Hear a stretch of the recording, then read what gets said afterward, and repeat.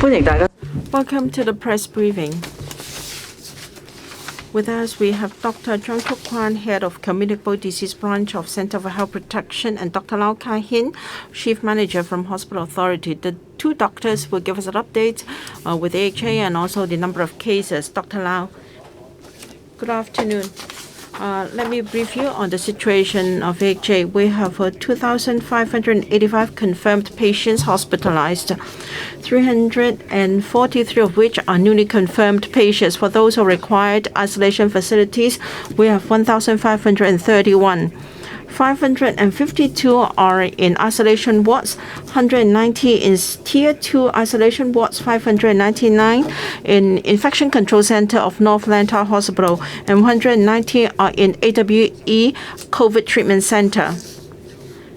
Among them, 232 are newly confirmed patients. Yesterday, we newly reported 5 cases in critical condition, 12 in serious condition.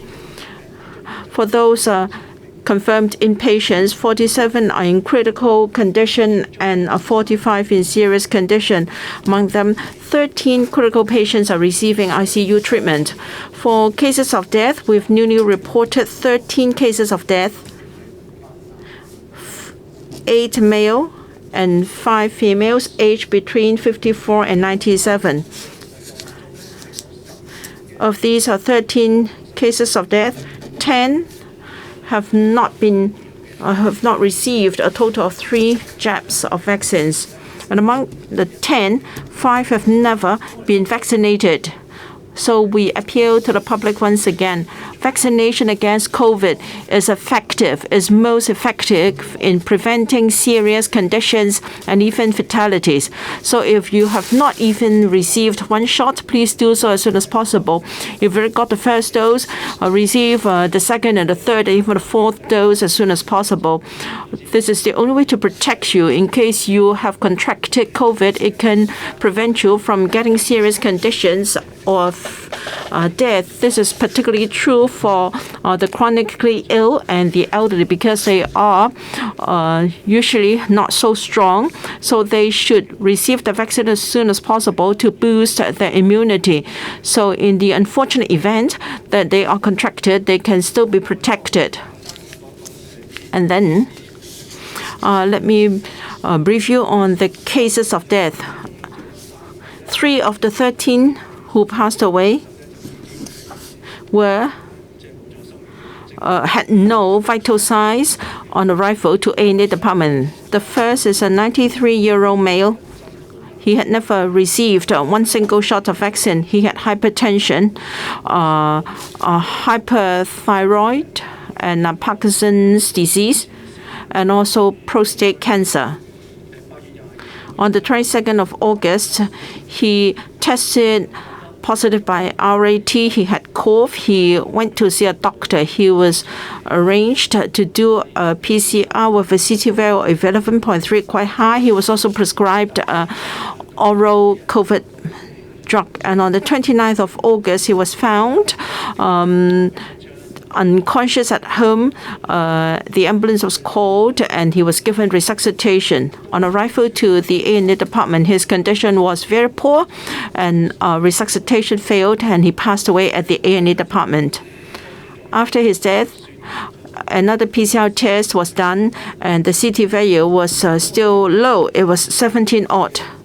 I understand that for this elderly man who passed away, he did right to see a doctor as soon as he felt unwell.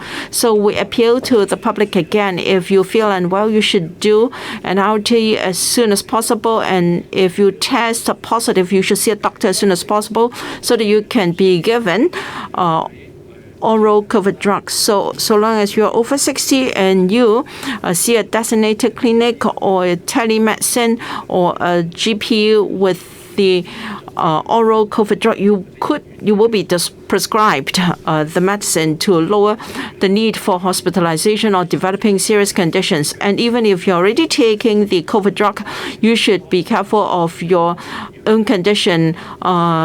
has shortness of breath increased, you're still in fever, and you still feel unwell, you should see a doctor again. You may need hospital treatment to prevent the case from deteriorating or even resulting in death.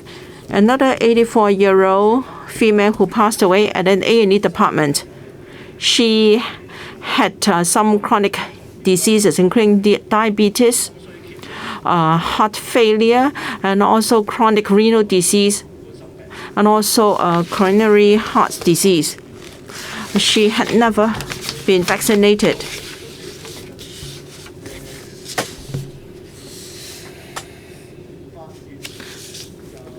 On the 28th of August, family members found her breathing very poor. Let me check. Rather, on the 29th of August, that is yesterday, family members found that her breathing was poor and she became unconscious. So they called an ambulance to send her to the A&E department. RAT tested positive. Resuscitation was given at once to no avail, and the patient passed away on the 29th of August.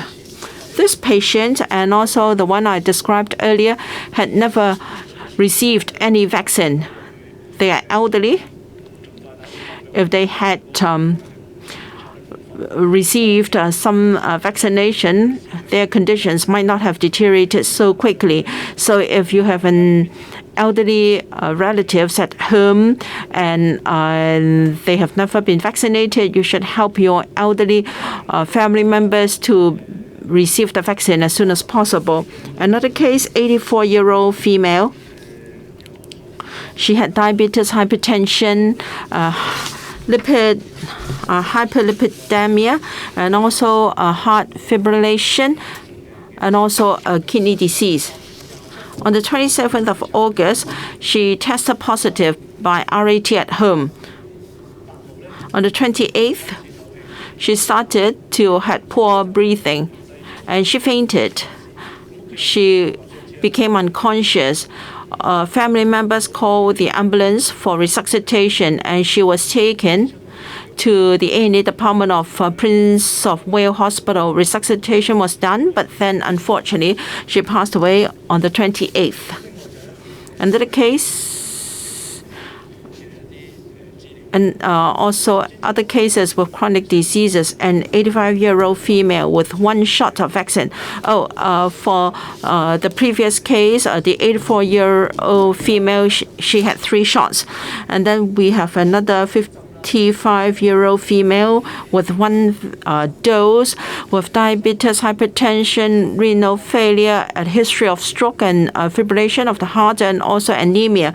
On the 24th of August, she tested positive through RAT at home. She started to feel unwell with cough and also shortness of breath. On the 25th of August, she attended an A&E department. She was tested positive by RAT. A PCR was done with a CT value of 18.3, and chest X-ray showed that the lower part of her lungs were opaque, and remdesivir was prescribed, but unfortunately she passed away on the 29th.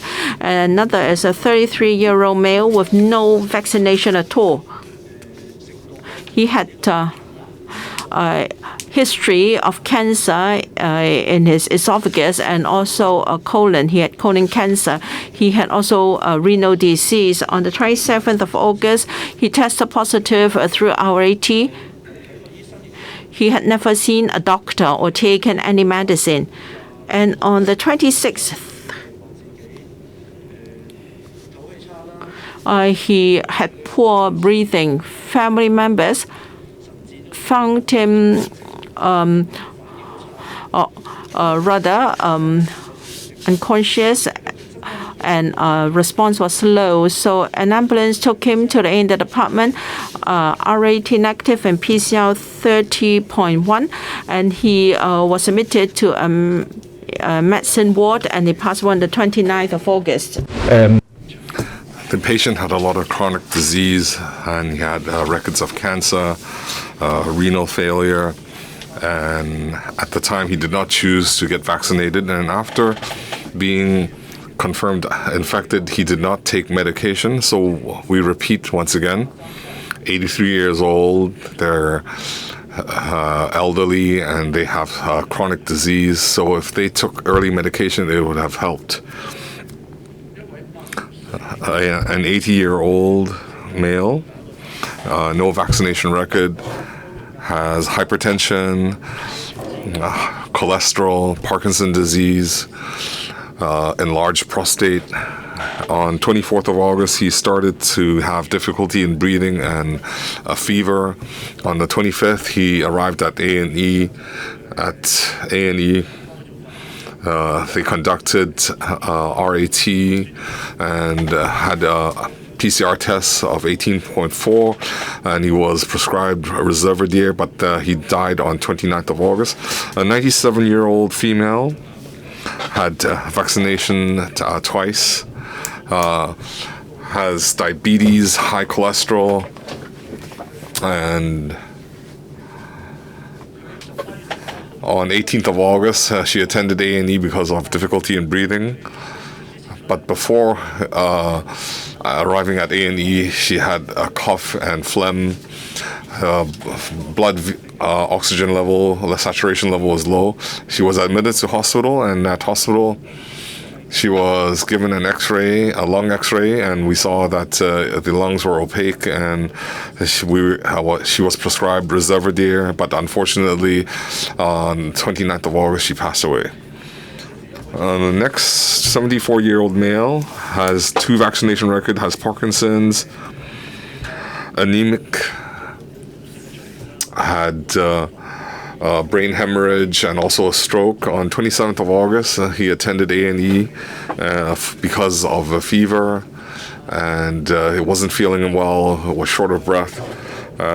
He conducted RAT at home when tested positive. So at A&E, when they took a lung X-ray, it was opaque. He was admitted to hospital. CT value was 16.3. Was prescribed Rezavudire, but unfortunately on 29th he deceased.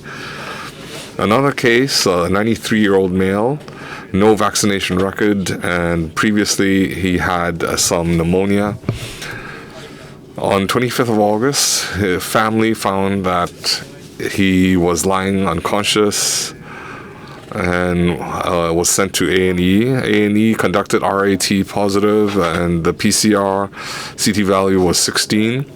He was admitted to hospital and prescribed Rezavudire. At the same time, he had coronary congestion, that is a cardiovascular disease. On 29th, there was a heart failure. The cause of death was cardiovascular disease and COVID. Another patient, a 70-year-old male, hypertension, diabetes, high cholesterol. And 4th of August, he attended A&E because of dizziness, chest pain. He was tested positive by RAT, CT 16.5. After admitting to hospital, he was prescribed Rezavudire and oral medication. There was some progress. The CT value had approached 34.9, and at Wong Tai Sin Hospital, he was prescribed rehabilitation, but then he died on the 29th of August. Another 85-year-old female had hypertension, gout, asthma, heart failure, cognitive defect. And on 27th of August, RAT positive. She did not seek medical care. On 29th, she had shortness of breath and attended A&E. A&E intubated her, and after admission to hospital, the CT value was 12.3, very low. She was prescribed Rezavudire, and on 29th of August, not too long after admission to hospital, she had heart failure and was not able to resuscitate, and she died the same day. The 10th patient is a 54-year-old male. This patient had terminal lung cancer After admission to oncology ward, in the interim, we tested PCR and it was positive. He was prescribed Rezavudire. And because of his lung cancer, even though he was 54 years old, the doctor's diagnosis of cause of death was lung cancer. Moving on, another 82-year-old male had a record of prostate enlargement cancer, pneumonia. On 10th of August, he sought medical care because of coughing, and he also tested RAT positive, and CT value was 17.2 via PCR. On 16th of August, he had difficulty in breathing, had coughing and phlegm and fever, and after admission to AE, his CT value was 23.8. He was prescribed Rezavudire, but yesterday, 29th of August, he deceased. So after reviewing the patients, some of them have no vaccination records. Some, after being infected, they sought medical care at a late stage. So we urge everybody, get vaccinated and seek medical care as soon as possible. Conduct testing, and you also need to get oral medication for COVID. And the last day we had 304 patients that recovered, and 263 of them were discharged, and 5 patients were tested positive after admission to hospital. 8 ward patients were diagnosed as close contacts. 182 staff were infected, and we have 57 staff who have returned to their posts. One Princess Margaret cluster, we need to inform you. Princess Margaret internal medicine and gerontology, a 76-year-old patient, male patient, on 27th of August was confirmed positive. The hospital conducted tracing and found 6 more male patients between the age of 46 to 83 and 3 staff members. So these people are being quarantined. They're stable.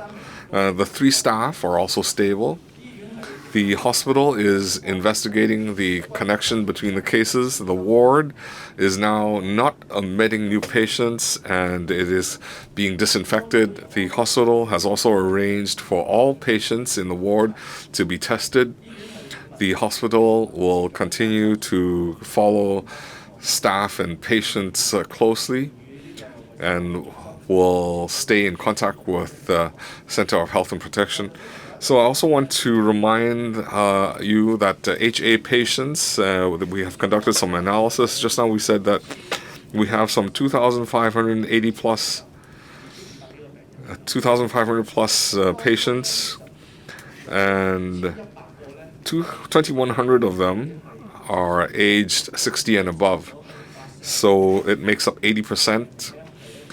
They are elderly patients. And we see that the elderly patients, it's a phenomena. The oldest patient is above 100 years old. The median age is 77 years. So patients that are being admitted are seniors. You understand that the elderly, typically they have a lot of chronic diseases. We see that they are in poor condition. They need to be admitted to hospital. They have to be monitored closely. We want to prevent the situation from deteriorating. And about 240 odd of the patients require oxygen treatment. 23 require the assistance of ventilators for ventilation. And among the inpatients, 65% of them are over 60 years old. That is among the the daily new patients, 65% of them are over 60. As announced, 92 patients are either critical or serious. 85 of them are over 65 accounting for over 90%. So most inpatients are elderly with chronic illnesses, and they already have a lot of underlying diseases. If they contract COVID again, their condition can deteriorate very quickly, and they require hospitalization for close monitoring, and they should be administered drugs as soon as possible. And we have to deal with their other diseases as well. So let me appeal to you once again, do not take the current wave lightly. In particular, for young and elderly patients, their immunity is weaker, and there is a high risk of complications, serious conditions, and even death. So parents should vaccinate your children as soon as possible. You should monitor your own health condition, and if you feel unwell, do an RAT at once and also see a doctor. Whether you are RAT positive or negative, you should see a doctor at once if you are young or old in particular. Thank you, Dr. Zhuang. Yesterday, we had a total of 8,611 positive cases, 2,662 by RAT, and 5,949 RAT positive and verified, with 233 imported cases, 205 PCR positive, and 32 RAT positive. We have 237 imported cases, 83 identified at the airport. Samples taken on day 1 and day 3, and also cases picked up at quarantine centers 43. Those picked up positive on days 4 and 7 at community testing center, 94 cases, and those picked up after on day 10 and day 8, 17 cases. Most of them are repositive cases. The following: India 24, India 25, UK 24, Thailand 23, the Philippines and Singapore 19 cases each, USA 18, Indonesia 13, Canada 11. For the remaining 44 places, they have reported less than 10 cases. As reported by Dr. Lau, we have got 13 cases of death reported. In the fifth wave, we have a total of 9,468 death cases. We've also got cases from care homes, 6 homes for the elderly, and 2 from residential camps for the disabled. And quarantine is required. Tonghua Group Hospitals, Lo Man Fun Elderly Home in Sha Tin, 1 resident confirmed, 2 residents have to be quarantined. Sui An Wu Lou Yuan, Wu Lou Zhongxin in Sha Tin Wei, 1 resident confirmed and 1 resident quarantined. Hong Ah Wu Lou Yuan in Wan Chai, 1 resident confirmed, 11 residents quarantined. Guanglin Wu Lou Yuan in Kwai Chung, 1 resident confirmed and 3 residents quarantined. Hinei Sao Wu Lei Yuan in Samshui Po, 1 resident confirmed and 2 residents quarantined. Hoi Yat Gui in Kowloon City, 2 residents confirmed and 1 resident quarantined.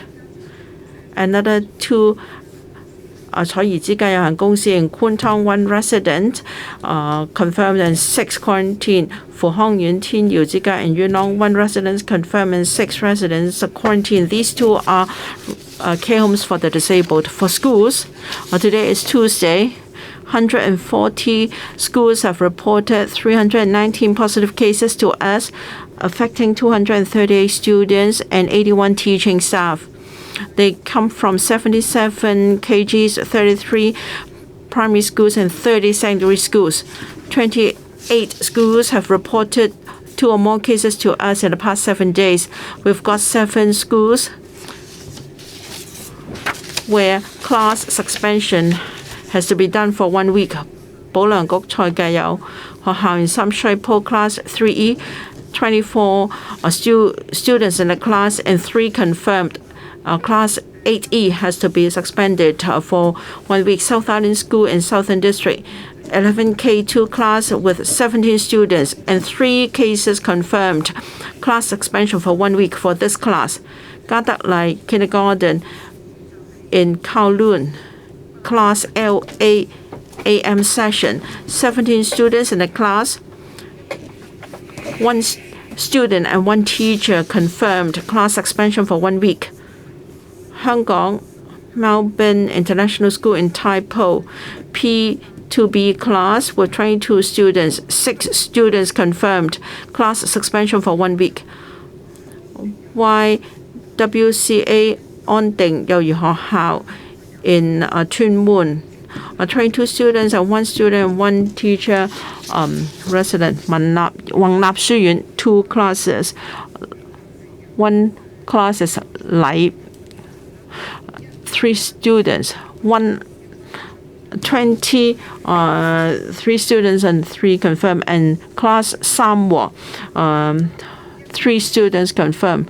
一禮 class 一禮 and class 三和 class suspension for 1 week. 英藝 kindergarten in Sha Tin, class N1 with 12 students. 1 teacher and 1 student confirmed respectively class suspension for 1 week.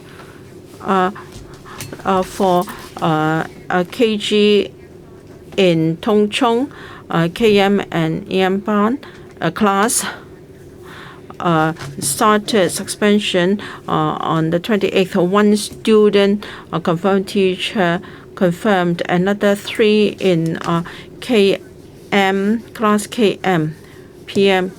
K3 PM class, class suspension for 1 week.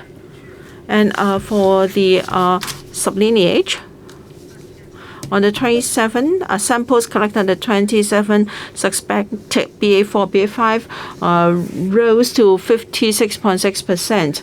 Now, we believe about 49.5 of the cases are BA4 and 6.7 BA4, 6.1% are BA.2.1, 2.1, and BA2.2 about 37.7%. So BA5 has accounted for most of the cases as the mainstream subvariant in Hong Kong now. I open the floor to questions. Please use our microphone and introduce yourself and your organization before you ask questions. The lady in the front. I'm from cable TV. There is news that Dr. Albert Au is positive. I'd like to know whether that will affect the work of CHP, and when did Dr. Zhuang last seen him? Will you require quarantine? And this morning, in Changsha 168 did not. There was enforcement operation, and 168 were found to have violated the regulations, but only 24 were fined. What is the reason for that disparity treatment? Now, if that 24 persons have done PCR ultras, does that mean that they don't have to be fined $10,000? Now, for buildings requiring CTN, we have 168 who did not comply with the notice. Does that mean that we have to step up enforcement? Now, there is a 83-year-old male who passed away. I'd like to know whether he had ever seen a doctor. Did his family know? Did he report his case to the platform? Now, a new term will start on the 1st of September. Do you expect another surge in the number of cases? Will that exceed 10,000? You have asked more than 3 questions. Now, the trend is cases from the community will continue to rise. And if we have RAT, when the new term starts, we can stop the spread in schools. And I heard from colleagues that is, you refer to the enforcement. I think 24 persons were immediately given fixed penalty tickets. For the remaining 100 or so persons, there will be follow-up action because further information has to be collected before follow-up action can be decided on. The information I have is the patient lived with his family, and would not accept medical care or medication. I don't have the details, but I want to tell everybody that 60 or above, 70 or above, these people, if they are infected with COVID, we will phone them to ascertain their condition, and if necessary, we can arrange a clinic visit or remote diagnosis. But some cannot be reached by phone. They did not pick up the phone. We left a message. They did not respond. I understand they might not be aware of the messages. We would like them to respond. We also have SMS messages, and they can contact us via that. We also see some patients. We tell them that they can be arranged to see a doctor or have a remote visit, or they can also visit designated clinics, but they refuse. They might feel they have mild symptoms. They might rely on TCM. First of all, we respect patients' decision, but we want to tell the public that if you have early oral medication, then it can prevent severe symptoms or admission to hospital. It can reduce that significantly, up to 80%. So that means they don't have to be admitted to hospital. They can avoid death. They can avoid severe symptoms.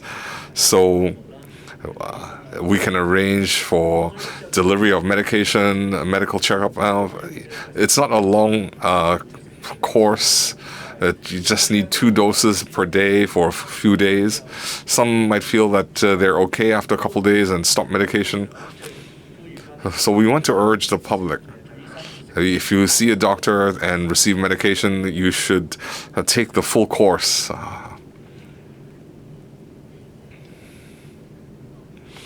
Speaker not using a microphone, not coming through. I will not respond to individual cases. Next question.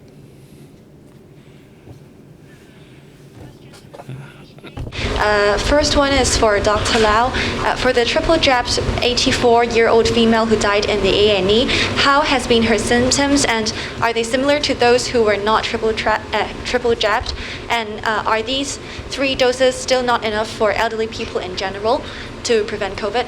And also for Dr. Chang, as BA.5 has been the dominant strain, how does it affect the COVID situation? Do you expect the cases to top 10K within this week? Thank you. We all understand that BA.5 has been the prevailing strain in many places over the world, and including Hong Kong at the moment. So we understand that BA.5 is more transmissible. So this may cause a further increase in number of cases as the BA.5 further increases. So it is within our expectation that the cases number will further increase. For the 3 cases who died in the accident and emergency department, actually 2 of them had not received even 1 injection of the COVID vaccination. So this is one of the most effective way to protect our patients as well as the citizens against the COVID-19 infection. At the same time, we noticed that one of the patients who did receive consultations as well as the oral antivirals after the onset of the symptoms and the positive antigen test. I have not enough information to comment whether what has happened between after taking the medication and the onset of the SOP and go to the A&E. But I want to have some reminder to our patients that even after you take the medications, including the oral antivirals, if you still have the symptoms of, for example, shortness of breath, cough, or increased tidiness or increased symptoms that is not relieved by the oral antivirals, please go to see the doctor again. Because sometimes you may have other problems, sometimes you may need even hospitalization to tackle the problems. 下一位，嗰邊就。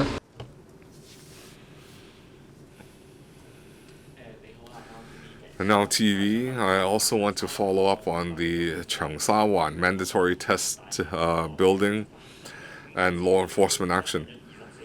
So 24 people were issued a fixed penalty notice, and previously only 4 or 5 people would be penalized. Why do we have such an uptick of cases of 24?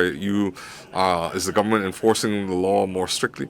And regarding Princess Margaret cluster, what is the source? Did the nurses come into contact with other patients?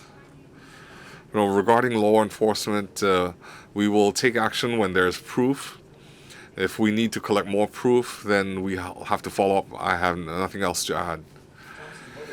Currently, we don't know what the source is. We identified a few patients. They were, after the admission to a hospital, they were tested positive. So we don't know if they were infected outside and or did they get infected in the hospital. Some staff, they might have been infected in the community. So we need to clarify the chronology of events. We'll also conduct DNA testing to see if it's the same strain. So I cannot give you the source right now. Most importantly, we need to, after this testing, we have to identify the patients, the infected persons, and reduce the transmission.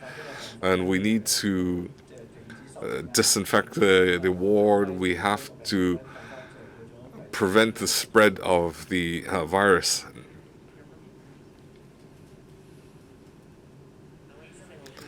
TVB. Just now, Dr. Lau referred to a 90-year-old patient. His CT value was low. So at the time, was there any arrangement for admission to a hospital? Did they refuse that option? And I want to follow up with Dr. Chuang.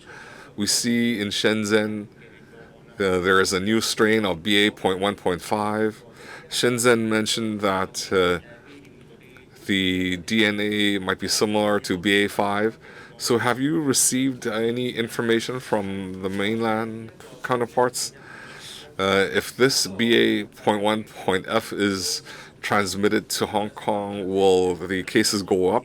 And you also had a case yesterday, and we'll have more and more of these cases. So do we see that this second round of infection, will they have more severe symptoms or similar symptoms? And the medication, will there be any special arrangements? Can oral medication cope with the new strain? Given the situation in the community, is it still feasible to resume school? And if we have some 8,000 cases per day, do you have any advice for schools and parents? Regarding the Shenzhen case, I'm aware that it is a BA.5.2.1.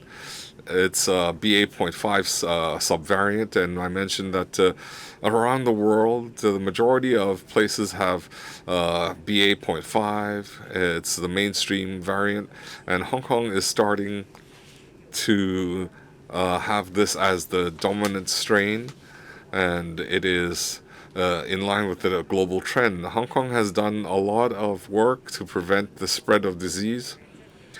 We have in Shenzhen Bay at the border control where people have to do a special PCR test to prevent these cases from spreading into the mainland. For example, since August, we have conducted some 61,000 tests, and we've prevented 385 cases, positive cases or uncertain cases. So these did not leave Hong Kong, and we also received feedback from the mainland that during this period there was one case that had been stopped on their border. With regard to the second round of infection, the figure is about 1 to 2%. We have not seen a substantial rise. But then, as we are farther and farther away from February and March, some may be infected for the second time. After all, it's been more than 6 months from now. Now, for cases of second-time infection, now because we do not have too many in total, so we have not seen any obvious difference in symptoms. About 65% of them are in between 20 and 59. For those who are over 60, they count for 20-odd%. Those who are younger than 9 or younger than 19, perhaps Dr. Lau can supplement on the question of second-time infection. Now, we do not have too many inpatients who are infecting, who have contracted disease a second time, and the treatment is similar to those given for COVID patients. Now we'll see whether any antiviral drugs or oral COVID drugs should be given. And also, if there are problems with their lungs, we will provide appropriate treatment, including steroid. For that 39-year-old male, we have no information on whether he refused or not. But then looking up information, he complained of coughing and his chest X-ray was fine. So it depends on the clinical situation. If clinical conditions warrant inpatient treatment, he'll be hospitalized. And if his oxygen level is low, then we will provide oxygen therapy. But then her oxygen concentration was recorded to be normal. So inpatients are usually more serious cases. Inpatients that may require a different protocol of treatment. Now, for this patient, he was stable when he consulted a doctor. Only coughing was present, and then he was given oral COVID drug without hospitalization. The speaker was off mic. I understand that the Education Bureau has made some arrangement, and we've not seen our other proposals. I'm from Phoenix TV. The chief executive is going to Shenzhen to discuss with Guangdong reopening of borders, and there are views that to reopen the borders, perhaps quarantine on our side of the border can be done. What is your view on that? Now, we have quite a number of cases already. Do we still have quarantine facilities to serve that purpose? I understand that the matter is being discussed. I don't have any detailed information, and I have nothing to add. The gentleman in the middle. Good afternoon. I'm from Mingpao. I'd like to ask Dr. Lau. Yesterday, there was the case of the 17-month-old baby. What is his condition now? Does he still require intubation? And has any genome analysis of his virus done? And then yesterday, we're told that there could be 230 beds in AWE. Yesterday, occupation was 190. Now, for one case, a few days after taking COVID oral drugs, the case was still positive. Does that mean that a full course is required? What was his result of RAT at home? Would HA require patients to take an RAT after completing oral drug? Now, for that case, that was before the 25th with quarantine facilities or isolation facilities for the elderly. Could that case be prevented now?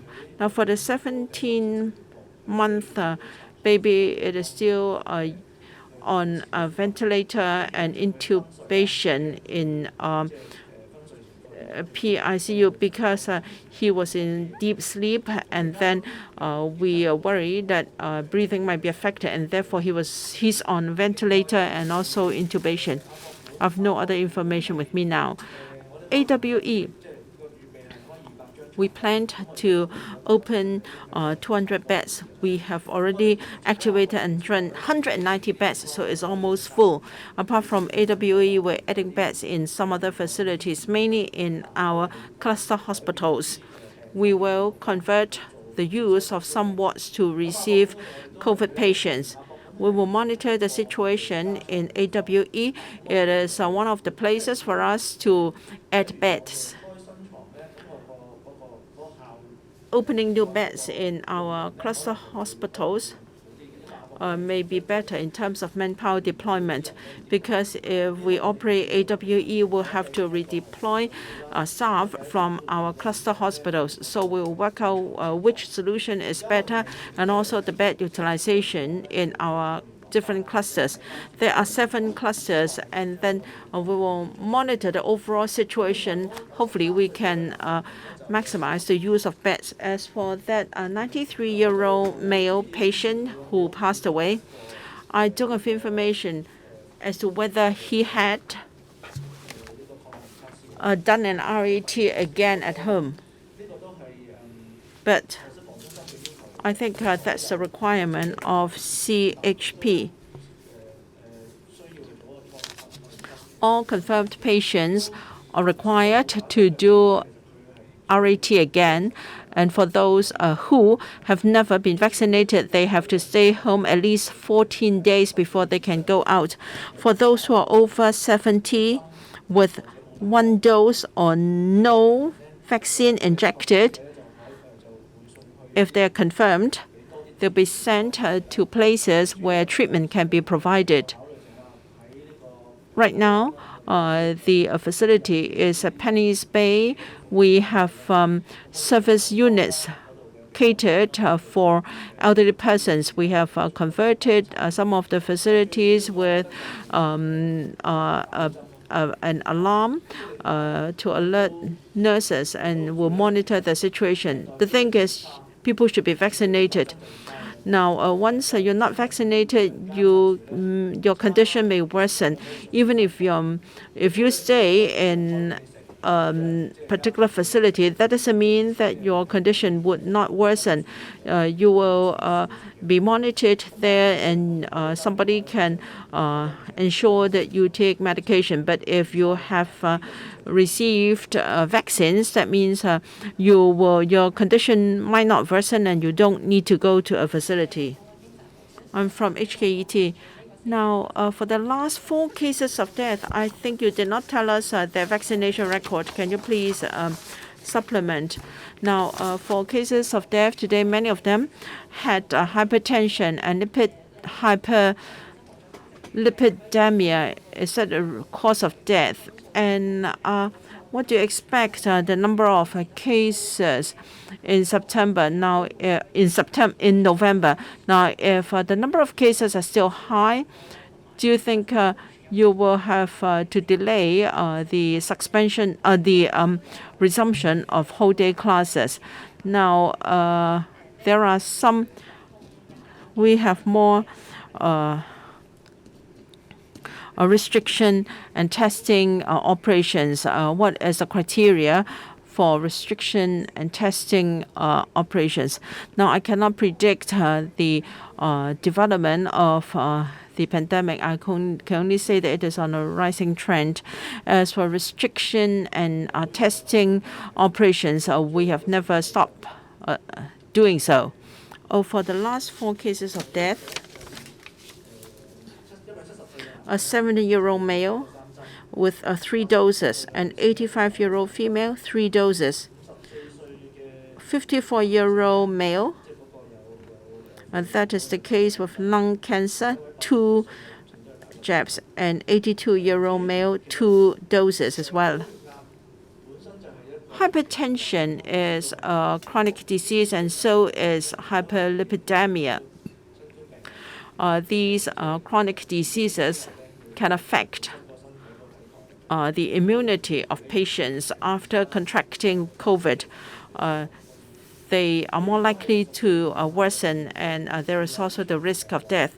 So those who are younger than 65 with chronic diseases and with poor immunity and chronic diseases that require regular medication, these patients should see a doctor as soon as possible, so they may have to take oral COVID drug to stop the deterioration of the disease. Just now you referred to BA.1.F.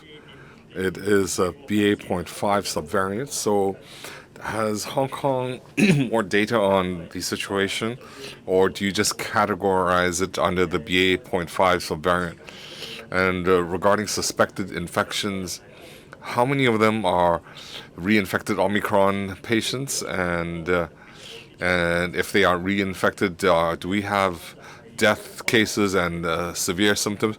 Now, regarding resumption of school, will you provide more information? Can you inform us in the daily reports? And lastly, I want to confirm, CHP, do we have staff that are infected?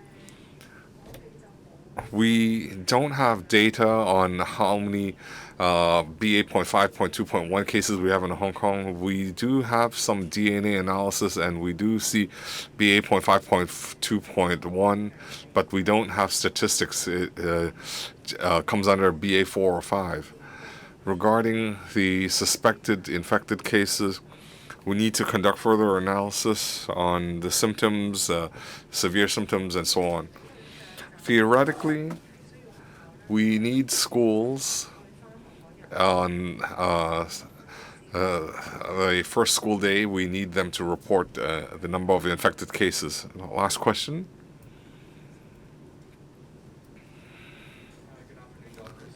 Questions from the South China Morning Post. The first question, does the government currently have any guideline for exempting people with disabilities and children with special needs from hotel quarantine if they requested so they can isolate themselves at home?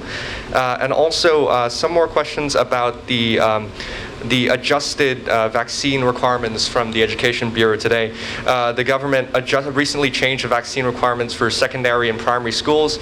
Would this measure be too late to address the current outbreak of COVID-19 because it is starting from November?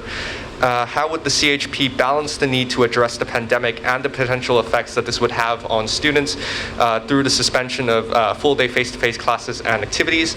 And also, with the increasing amount of cases, will the CHP also consider further measures like the suspension of face-to-face classes, despite some experts warning against it? And also, that's all the questions. Thank you.